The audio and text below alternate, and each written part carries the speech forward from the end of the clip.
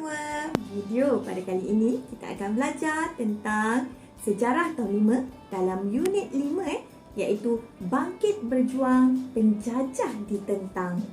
Jom kita belajar. Objektif pembelajaran yang akan kamu capai di akhir pembelajaran adalah merangkumi standard pembelajaran 7.2.1 di mana kamu akan dapat menyenaraikan tokoh tempatan yang menentang campur tangan dan penjajahan kuasa asing.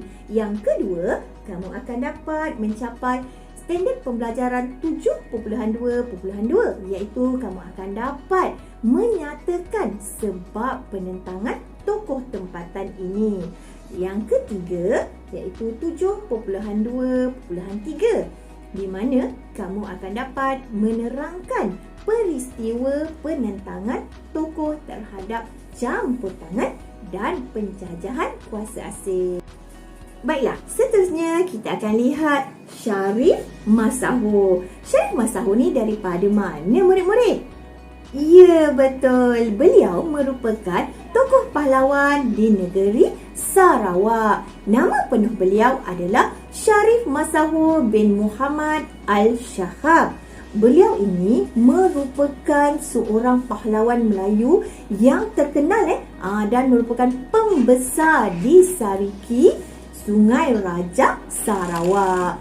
Beliau ini berasal daripada Kampung Igan. Untuk makluman murid-murid semua, beliau ini merupakan seorang pemimpin yang disegani oleh masyarakat Iban di Sungai Skra dan masyarakat Melanau di Sungai Rajang.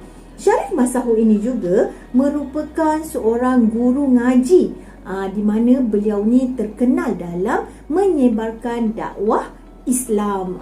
Dia telah mengislamkan ramai penduduk di Kampung Igan. Disebabkan ketokohan beliau inilah Sultan Brunei telah melantik beliau sebagai wakil sultan untuk memerintah di Sariki, Sungai Rajang. Baiklah murid-murid, sekarang mari kita lihat sebab penentangan Syarif Masahur. Kalau kamu lihat di sini, iaitu kamu boleh lihat peta ini. Peta ini merupakan kawasan penentangan Syarif Masahur dan Datuk Patinggi Abdul Ghafur. Yang kawasan berwarna hijau. Kamu boleh lihat di mana? Di Kuching, Sariki, Kanowit dan Kapit. Kawasan ini merupakan kawasan yang ditadbir ataupun dikuasai oleh Syarif Masahur. Okey, Datuk Patinggi Abdul Ghafur ini merupakan pembesar daripada Kuching. Okey. Syarif Masahur, kenapa beliau ini menentang British? Yang pertama kerana British ni, James Brooke ni, dia telah menguasai Sariki. Macam mana cara dia menguasai Sariki? Dia telah membina kubu kubu James Brooke di Kanowit. Sebab pula Syarif Masahur ni marah dan dia bangkit menentang James Brooke. Jadi bila James Brooke telah menguasai Sariki, jadi Syarif Masahur ni akan hilanglah kuasa dia sebagai pembesar di Sariki. Jadi dia pun marah. Baiklah, sekarang mari kita lihat peristiwa penentangan Syarif Masahur. Okey, peristiwa penentangannya bermula pada tahun 1859 di mana Masahur ni bersama-sama dengan Datuk Patinggi Abdul Ghafur dan Pangeran Temenggung Hashim telah berpakat untuk mengusir keluarga Brooke daripada Sarawak. Bagaimana caranya? Ya, betul. Syarif Masahur ni telah menyerang kubu James Brooke berhampiran Sungai Rajang di Kanowit. Akhirnya keluarga Brooke ni telah berjaya menggagalkan serangan ini. Apabila Syarif Masahur ni kalah, apakah kesan dia? Syarif Masahur telah dibuang negeri. Datuk Patinggi Abdul Ghafur pula telah ditangkap oleh Belanda dan dipenjarakan di Betawi. Pada masa ini, Datuk Patinggi Abdul Ghafur telah berada di Indonesia Indonesia pada masa tersebut telah dijajah oleh Belanda. Kuasa penjajah sama kuasa penjajah, mereka ni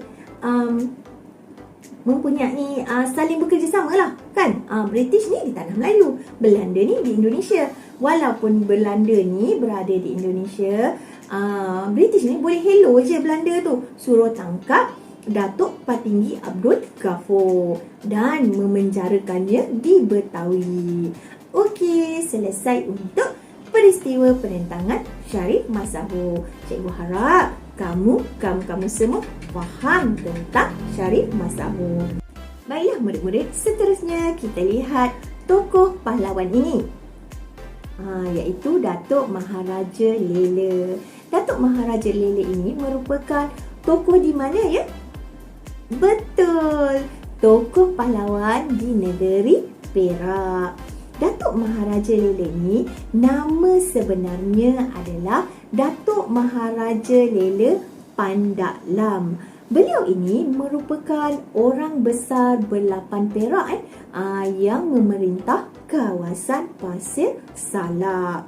Baiklah, untuk makluman murid-murid sebagai pembesar berlapan Perak ini, Datuk Maharaja Lela ni merupakan seorang yang berwibawa dan sangat disegani oleh penduduk kampung, penduduk di Pasir Salak. Keprihatinan beliau dalam membela nasib rakyat dan menghalang gangguan British ini telah mendapat sokongan ramai. Seruan beliau untuk mengatur rancangan bagi menghalang pertapakan British telah mengundang ramai pengikut, bukan sahaja daripada kalangan orang Melayu, tetapi malahan orang-orang asli yang berada di Perak juga, antaranya seperti sepuntum golongan bangsawan juga yang anti-British telah menyokong beliau untuk mengusir British daripada Perak. Seterusnya, untuk makluman murid-murid, Datuk Maharaja Lela ini berketurunan Daeng Selili. Beliau ini anak Raja Bugis yang berasal dari daerah Luwuk, iaitu di Sulawesi. Jadi semasa pemerintahan Sultan Muzaffar Shah yang ketiga, beliau ni telah dilantik sebagai mufti serta dianugerahkan gelaran Datuk Maharaja Lela. Datuk Maharaja Lela Tan Lela, dengan kuasa boleh memancung tanpa bertanya. Itu kuasa dia. Okey, jadi itu serba sedikit tentang latar belakang Datuk Maharaja Lela ini. Baiklah, seterusnya murid-murid, mari kita lihat sebab penentangan Datuk Maharaja Lela ini. Murid-murid boleh lihat dalam peta ini. Peta ini menunjukkan yang warna merah itu merupakan kawasan penentangan Datuk Maharaja Lela, iaitu di Pasir Salak. Okey, terdapat beberapa sebab penentangan Datuk Maharaja Lela di Pasir Salak ini. Yang pertama, kita lihat residen British ini telah campur tangan dalam pentadbiran negeri dan adat resam orang Melayu. Antara adat resam orang Melayu yang telah British hapuskan adalah amalan perhambaan yang telah menjadi adat resam orang Melayu. Jadi mereka ni marahlah sebab British telah hapuskan amalan perhambaan ini. Okey, seterusnya, siapakah sebenarnya residen British di Perak? Murid-murid tahu? Ya, betul. Pandailah murid cikgu. Residen British di Perak adalah ini dia, J.W.W. Burge. Baiklah, antara sebab penentangan yang kedua adalah residen British ni dia telah mengambil alih kuasa sultan dan pembesar tempatan.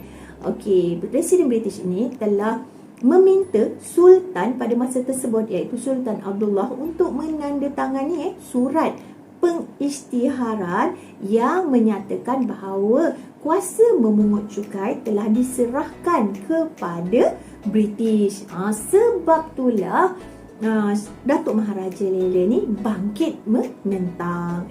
Okey, Seterusnya, sebab yang ketiga, British ni dia memperkenalkan cukai baharu yang membebankan rakyat seperti cukai padi, cukai perahu atap, senjata dan bayaran permit untuk aktiviti pembalakan. Cukai-cukai ini telah membebankan rakyat. Sebab itulah Datuk Maharaja Lela bangkit menentang British. Dan yang terakhir pula, salah satu sebab dia adalah residen British ini sendiri, iaitu J.W.W. Birch ini seorang yang sombong dan angkuh. Dia ni tak pandai berbahasa Melayu. Okey, seterusnya mari kita lihat peristiwa penentangan Datuk Maharaja Lela ni di Pasir Salam. Kita lihat peristiwa penentangan ini bermula pada Februari 1875 di mana Sultan Abdullah, Datuk Maharaja Lela dan pembesar Melayu Perak ni telah membuat bantahan terhadap campur tangan British. Okey. Pada September 1875, iaitu selepas 6 bulan Residen British dilantik di Perak, Datuk Maharaja Lela ni dia telah membuat satu mesyuarat bersama dengan golongan bangsawan yang anti-British bersama dengan Sultan Abdullah. Okey, mereka ini telah mencapai keputusan mesyuarat bahawa Datuk Maharaja Lela ni dia telah bersetuju untuk mengambil tanggungjawab untuk membunuh residen British, iaitu J.W.W. Birch. Seterusnya, pada November 1875, pada masa ini J.W.W. Birch dan rombongan British ni telah datang ke Pasir Salam untuk buat apa? Untuk menyerahkan surat pengisytiharan bahawa cukai di Pasir Salam ini akan dipungut oleh British. Maksudnya dia nak mengisytiharkanlah kepada penduduk Pasir Salam bahawa cukai itu akan dipungut oleh British. Boleh? Boleh faham? Cikgu harap jelas. Okey, jadi kan Datuk Maharaja Lela ni dia telah mengambil kesempatan lah untuk membunuh J.W.W. Birch pada masa ini. Kalau kita lihat gambar ini, di mana ketika J.W.W. Birch sedang mandi, punya kawalan tu tak ketat. Hanya seorang saja pengawal yang menjaganya ketika mandi. Jadi sepuntum orang yang diarahkan oleh Datuk Maharaja Lela ni untuk membunuh J.W.W. Birch ni telah dapat membunuh J.W.W. Birch. Baiklah, bila J.W.W. Birch ni telah dibunuh, adalah orang-orang penduduk yang iri hati yang iri hati dengan kejayaan Datuk Maharaja Lela. Kesannya pada 1877 Datuk Maharaja Lela ni dan sepuntum ni telah ditangkap dan dijatuhi hukuman gantung. Ini semua akibat daripada pengkhianatan atau pembelotan orang-orang penduduk tempatan juga yang tidak berpuas hati dengan kejayaan Datuk Maharaja Lela yang berjaya membunuh J.W.W. Birch ini. Okey, jadi Sultan Abdullah pula telah dibuat negeri. Okey, cikgu harap kamu semua faham tentang kisah penentangan Datuk Maharaja Lela ini. Sebagai tanda penghargaan, cikgu mengharapkan kamu semua tekanlah butang subscribe dan loceng untuk mendapatkan notifikasi tentang video-video terbaru daripada channel cikgu. Jangan lupa juga untuk like dan share video cikgu dengan rakan-rakan kamu supaya ramai yang mendapat manfaatnya. Itu saja untuk video pada kali ini. Sehingga kita berjumpa lagi dalam video yang seterusnya. Bye!